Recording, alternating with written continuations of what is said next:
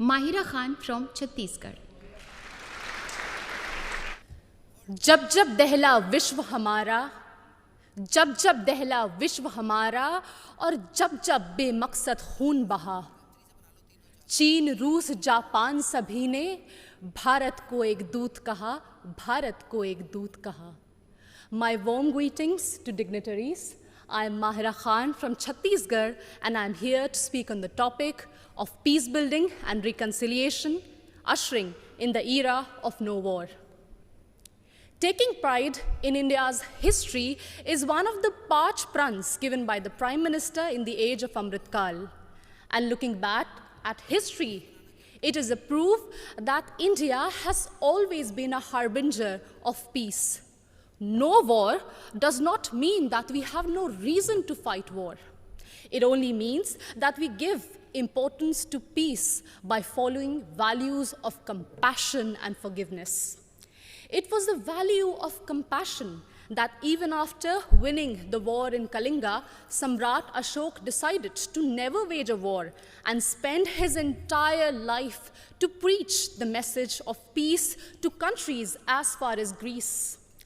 It was the value of forgiveness that even after the British sent our soldiers to world wars and our farmers to famines, Mahatma Gandhi still chose ahimsa and satyagraha for independence. Taking inspiration from India, Nelson Mandela also chose to forgive the apartheid regime in South Africa. My dear audience, like this year's theme, India for the World, India not only preaches but also practices Vasudhaiva Kutumbakam. In India's G20 presidency, we advocate for a multilateral world in which no one country dominates another country. When China dominated Indo-Pacific, India rushed to help and support ASEAN countries. It acted east. When Sri Lanka needed loans, India was the first to give assurance to IMF. It showed that we believed in neighborhood first. And when Turkey, Syria were hit by deadly earthquakes, India rushed for their aid. It showed our brotherhood. Remember, in 1945, after testing the first atomic bomb, Oppenheimer quoted from Bhagavad Gita, "Now I have become death, the destroyer of worlds." And soon after that, the bombings in Hiroshima and Nagasaki, it was proved that the world does not need a war for peace, but it only needs one war, and that is the war against war itself, exactly what Mahatma Gandhi used to preach. हमें युद्ध के खिलाफ एक वास्तविक युद्ध की ज़रूरत है.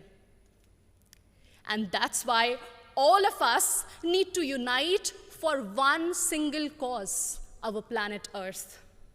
The conflicts in West Asia, Africa, and the constant quest for world dominance between USA and China are doing no good for sustainable and equitable development. And this is worse even in the post-COVID era, something which we cannot afford. And in this circumstance, the world looks at India to find peaceful negotiation and conciliation in the midst of Russian-Ukraine war.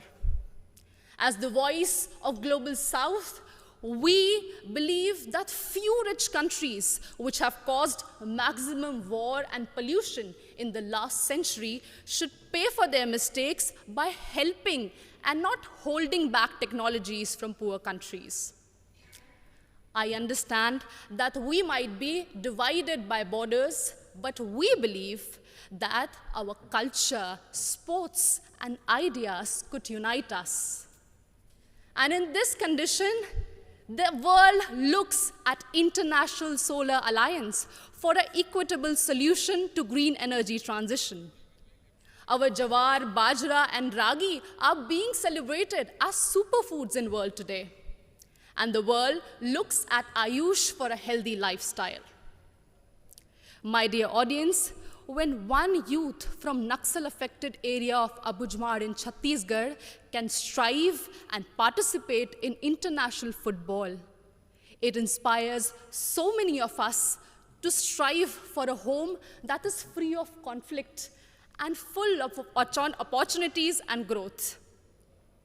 In us, in each of us, lies immense ability to solve any internal or external conflicts through peace, passion, and compassion. बढ़े चलो यही निदाए वक्त है, ये कायनात, ये ज़मीं, ये कहकशा का रास्ता, इसी